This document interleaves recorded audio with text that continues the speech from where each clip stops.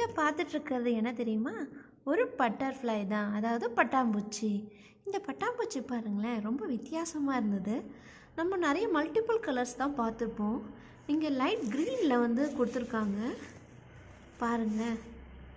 அது மட்டும் இல்லாமல் அது முன்புறத்தில் பாருங்களேன், டிஃப்ரெண்ட்டாக இருக்குது. நான் இந்த பட்டாம்பூச்சியில் தான் இப்படி பார்க்குறேனே, வித்தியாசமாக இருக்குல்ல.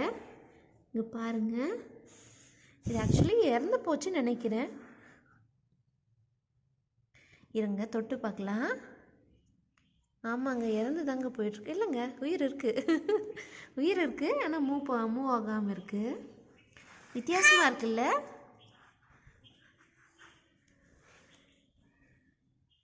இது முன்புறத்தில் தான் 2 எல்லை மாதிரி கொடுத்துருக்காங்க.